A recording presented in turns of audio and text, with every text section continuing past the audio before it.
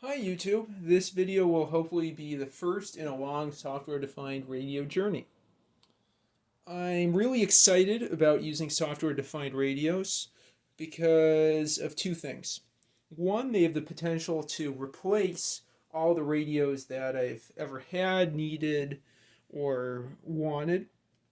And secondly, because there's so much more information I can decode from radio signals with such a tight coupling to a computer. RTTY, shortwave radiogram, APRS, and so on. As far as my specific applications, I'm really interested in using this for rail fanning, knowing when trains come through the neighborhood for getting videos and pictures, as well as for decoding radio teletypes, shortwave radiograms, as I said, and also figuring out where planes are using ADSB if I know the acronyms correctly. So what you're looking at here is a bundle of SDR equipment that I got on eBay recently for $30. I think that's the most I'll spend on this for a long time. And it was a great price because it was $30 for two dongles and everything you see here, but the Raspberry Pi 2. There's both the RTL-SDR.com version 3 dongle that can receive between 500 kilohertz and somewhere I think around 2 gigahertz or so. And the new ELEC R820T NESDR Mini, which starts receiving at 25 megahertz and higher, but can do below that with a HF up converter. I'm planning on keeping the RTLSDR.com dongle plugged into this Raspberry Pi over here and connected to on the other end, the coax end, to this nice long telescopic whip that we have here with a ferrite core to eliminate RF or other kinds of electrical and RF interference. It also came with this interesting gorilla necked tripod for mounting. And as far as where I might mount the whip and the RTL SDR, I noticed in the garage that there happens to be a long wire antenna that was previously used for DXing. It goes through the attic and then comes down into the garage.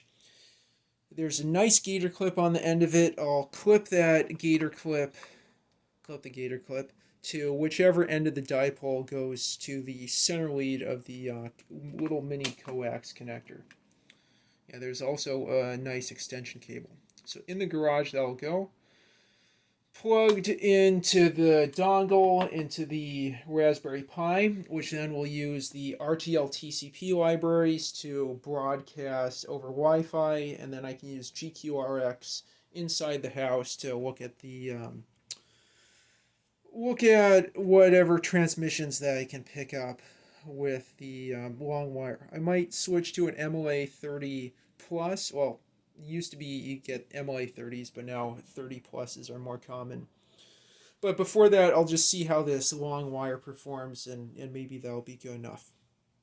So that's the RTL-SDR V3 and the Raspberry Pi. It also came with these mini telescopic whips, but I'll probably stick with the bigger ones. The other dongle, as I mentioned before, is the new ELEC NESDR Mini.